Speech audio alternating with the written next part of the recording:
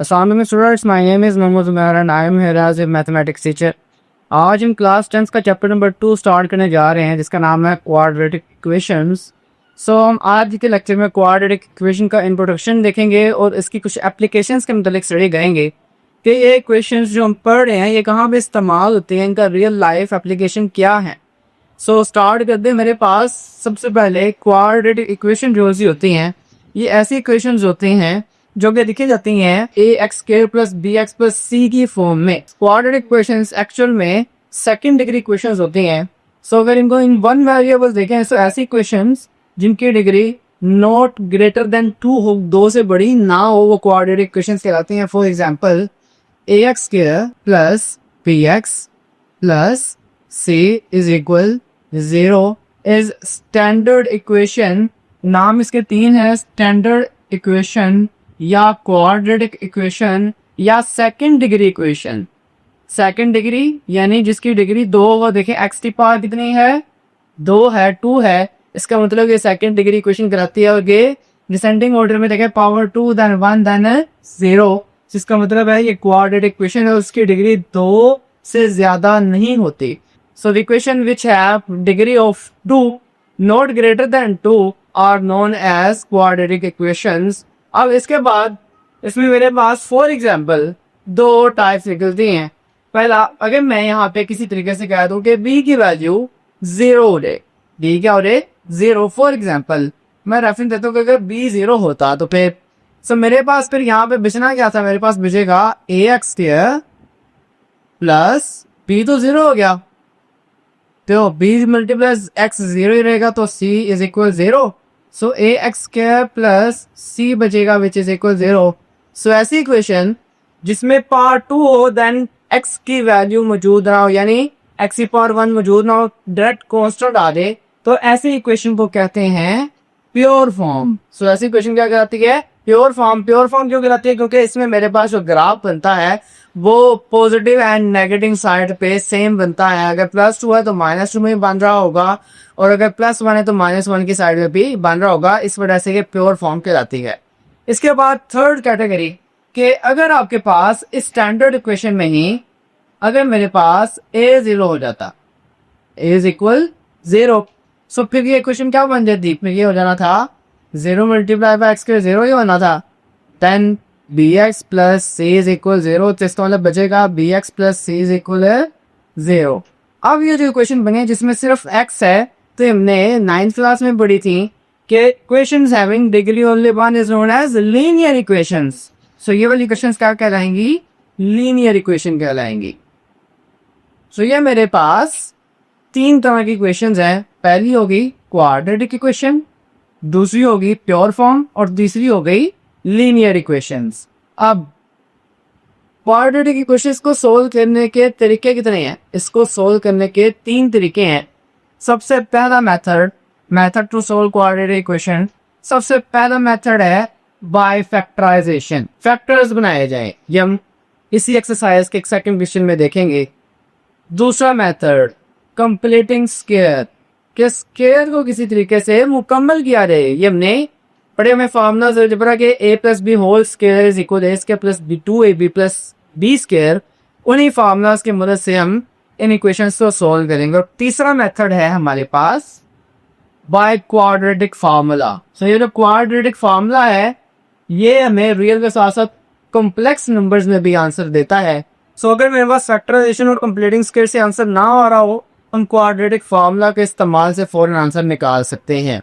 अब ये हमारी रियल लाइफ में इस्तेमाल कहाँ होते हैं, मैंने पढ़ क्यों रहे हैं, हमारी रियल लाइफ एप्लीकेशंस में ये बहुत जगह इस्तेमाल होते हैं। फॉर एग्जांपल अगर आप ज्वेलियन थ्रो करते हैं, जैसे पाकिस्तान का रैकेट बना था अरशद नदीम ने बनाया, जेवलियन थ्रो के अंदर नेजाबाजी जिसे कहते हैं, अगर आप थ्रो करते हैं तो मेरे पास वो जो नेजा होता है उसका पाथ क्या बनता है, पैराबोलिक बनता है।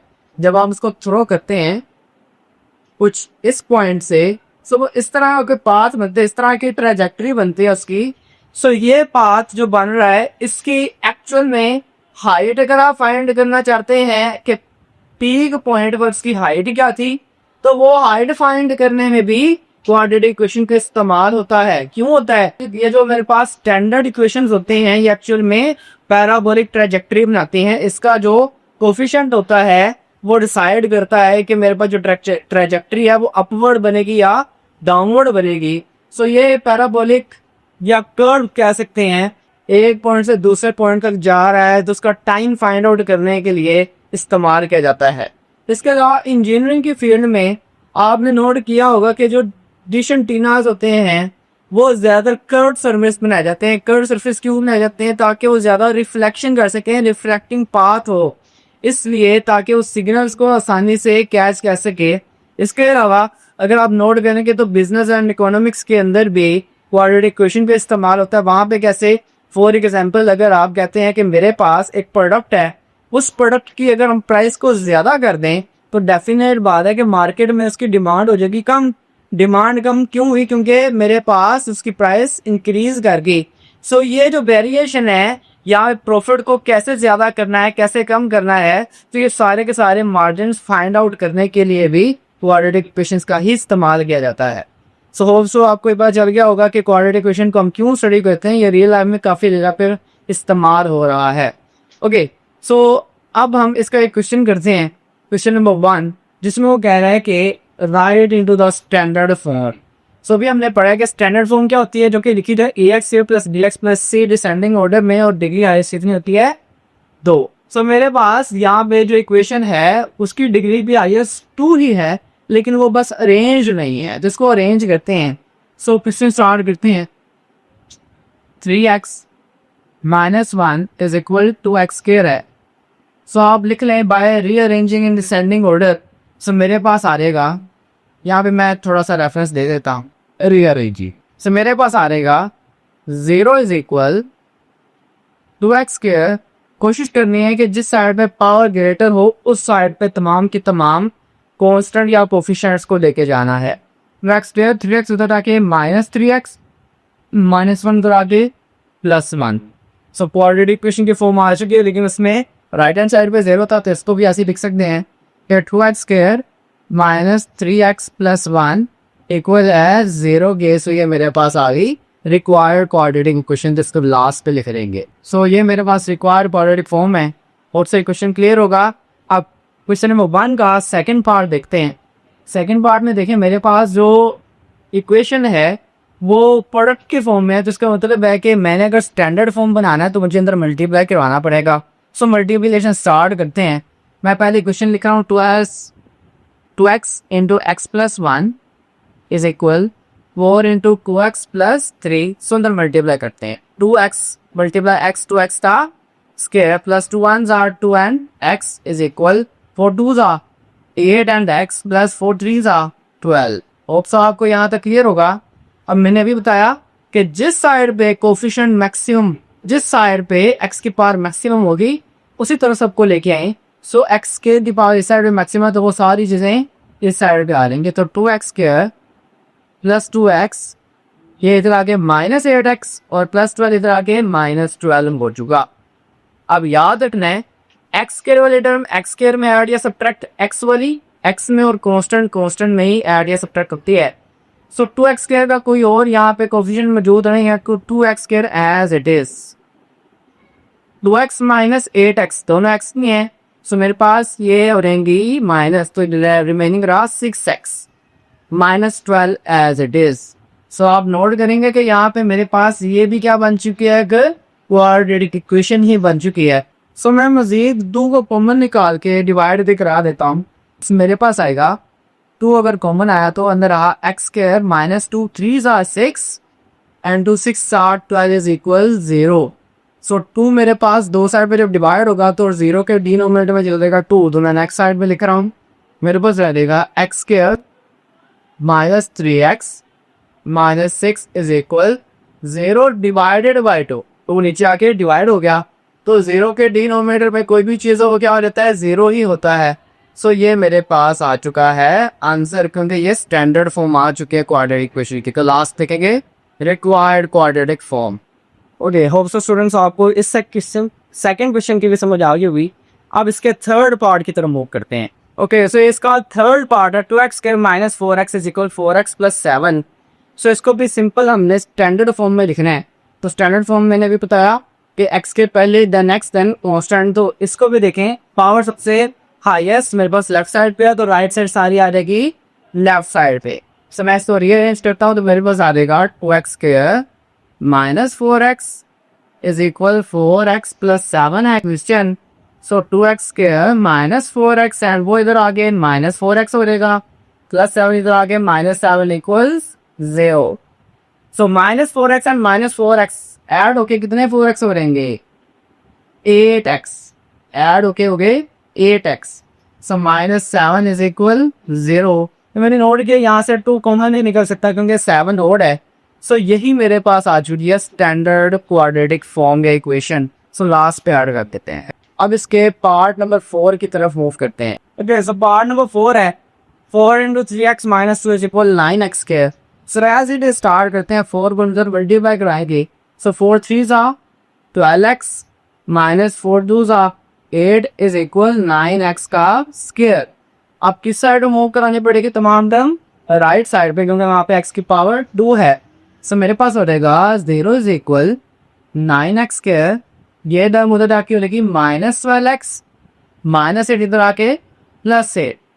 सो मेरे पास आप नोट करेंगे कि इस साइड पे जो है तो उसको उस तरफ भी लिख सकते हैं। तो मैंने लिख दिया 9x square minus 12x plus 8 is equal 0। सी हमारे पास रिक्वायर्ड स्टैंडर्ड फॉर्म आ चुकी है, तो लास्ट पे ऐड कर देते हैं। और स्टूडेंट्स आपको ये क्वेश्चन भी समझ आ गया होगा। अब इसके पार्ट नंबर 5 की तरफ मूव करते हैं। ओके इस क्वेश्चन नंबर 1 का पार्ट नंबर 5 है जिसमें 2x plus 1 over x is equal 5 minus 1 over x and Komal आगे सर क्या x is not equal to 0, यानी x की वैल्यू 0 नहीं पुट कर सकते। तो नहीं कर सकते, अगर हमने 0 पुट कर दिया तो 1 ओवर 0 हो जाएगा अनडिफाइंड, जिसकी वैल्यू निकल नहीं सकती। इस वजह से डिनोमिनेटर में 0 और पुट नहीं करना। तो सोल्यूशन स्टार्ट करते हैं। इसको स्टार्ट करने के 2 तरीके हैं। आप इधर मल्टीप्लिकेशन यानी जो चीज़ डिनोमिनेटर में से मल्टीप्लाई के बाद है तो भी आपका क्वेश्चन फॉर्मूला हो जाएगा, या फिर आप एलसीएम कर लें। सो मैं स्टार्ट करता हूँ सेकंड मेथड से ही। मैं जानता हूँ कि मैं लिख सकता हूँ, पहले तो मैं क्वेश्चन एडिटिव लिख रहा हूँ। सो देखिए मैं जानता हूँ मैं ऐसे लिख सकता हूँ एलसीएम के लिए एक्स डिनोमिनेटर में। सो एक्स मल्टीप्लाई बाय 2x का देगा 2x का square plus x cancel out, ऊपर रिमेनिंग रहा ओनली 1। होप सो आपको ये मेथड दिया हो जाएगा। x मल्टीप्लाई बाय 5 तो 5x minus 1 as it is over x आएगा क्योंकि डिनोमिनेटर में सिर्फ x था। अगर आपको ये चीज़ समझ नहीं आई तो फिर आप ऐसे लिखें डिनोमिनेटर लिखते हैं एक तरह से 1, क्योंकि 1 नहीं होता है। सो 1 मल्टीप्लाई x ही होगा। सो x पे इधर मल्टीप्लाई करा दे 2x के और 1 पे इधर मल्टीप्लाई करा दे तो 1 1 1 एज इट इज। यहाँ पे भी 1 मल्टीप्लाई x ही होगा, 5 multiply by 5x and 1 multiply 1 ही आएगा। बुक से क्लियर हो जाएगा। सो ये डिनोमिनेटर में बस 1 आपने ज़ाहिर नहीं करना, ये माइनस जो डिनोमिनेटर में 1 है ये आप नहीं लिखेंगे, ये मैं इरेज कर रहा हूँ। सो मेरे पास देखेंगे ये डिनोमिनेटर में दोनों के x एंड x मौजूद दरमियान में इक्वल है। सो मैं इनको आसानी से कैंसिल आउट कर सकता हूँ। तो ये मेरे पास हो गए कैंसिल। अब मेरे पास रिमेनिंग क्या बचा 2x square plus 1 is equal 5x minus 1। आप देखेंगे हाईएस्ट पावर किस साइड में, लेफ्ट साइड पे, तो सारे ये सारे टर्म को दूसरे ले आते हैं। सो 2x square plus 1 minus 5x plus 1 हो जाएगा, क्योंकि 5x माइनस प्लस इधर आगे माइनस और माइनस इधर आगे plus 1। So 2x square as it is, क्योंकि यहाँ पे x के वाली कोई टर्म नहीं है, x वाली भी कोई टर्म नहीं है, तो माइनस 5x भी एज इट इज 1 प्लस 1 2 हो जाएगा इज इक्वल 0। सो ये मेरे पास आ चुका है इस सवाल का आंसर, जो कि हम लिखेंगे रिक्वायर्ड स्टैंडर्ड फॉर्म। अब इसके नेक्स्ट पार्ट की तरफ मूव करते हैं। इसमें same as it is denominator में टर्म है और मेरे पास इसके अलावा कोई टर्म साथ है भी नहीं, तो मैं आसानी से यहाँ पे क्रॉस मल्टीप्लिकेशन करवा सकता हूँ। तो स्टार्ट देते हैं। सो पहले तो क्वेश्चन लिखता हूँ as it is 6x plus 6 over 20 minus x is equal 1 over x। So cross multiply करेंगे। सो मेरे पास x वहाँ पे मल्टीप्लाई होगा जाके और 220 माइनस 20 माइनस x 1 के साथ मल्टीप्लाई होगा। सो मल्टीप्लाई करवाते हैं। सो 6x प्लस 6 मल्टीप्लाई होगा बेहतर x and 20 minus x multiply होगा जाके 1 के साथ। और फिर स्टेप अप क्लियर होगा, डिनोमिनेटर खत्म हो जाएगी क्योंकि दरमियान में इक्वल था। सो x मल्टीप्लाई बाय 6x और 6x का स्केयर, देन 6 मल्टीप्लाई x तो 6x as it is. 1 multiply अगर फर्क नहीं पड़ेगा तो 20 माइनस एक्स अंदर x की रहेगा। और सो आपके स्टेप क्लियर होगा। आप x के टर्म के साइड में सारे के सारे बाकी रकमें रहते हैं। सो मेरे पास आ जाएगा 6x square plus 6x minus 20 और माइनस एक्स इधर आके प्लस एक्स इज इक्वल 0। सो मेरे पास एक्स के जो कोई टर्म नहीं है तो एक्स के as it 6x square, 6x and plus x कितने एक्स हो गए 7x। क्यों? क्योंकि ये कोफिशिएंट ऐड होते हैं, ये 1 कोफिशिएंट और ये 6 कोफिशिएंट तो ऐड होके हुए 7x, तो 7x यहाँ पे आएगा। Minus 28 is equal 0। सो कोई भी चीज़ कॉमन नहीं आ रही। सो यही मेरे पास आ चुका है answer required standard form. So students आपको ये सवाल भी समझ आ गया होगा। क्वाड्रेटिक इक्वेशन की 3 तरीकों से सॉल्व की जा सकती है। मैंने बताया फैक्टराइजेशन, कंप्यूटिंग स्क्वायर और क्वाड्रेटिक फार्मूला। तो उन तीनों तरीकों को या उन तीनों तरीकों से सॉल्व करने के लिए सबसे पहले ज़रूरी है कि वो क्वाड्रेटिक इक्वेशन की फॉर्म में हो, स्टैंडर्ड फॉर्म में हो, अदरवाइज सॉल्व नहीं किया जा सकता। इसलिए आपको सबसे पहले स्टैंडर्ड फॉर्म में लेके आने का तरीका आना चाहिए। स्टैंडर्ड फॉर्म के बाद फिर हमारे पास इन 3 तरीकों का काम स्टार्ट होगा।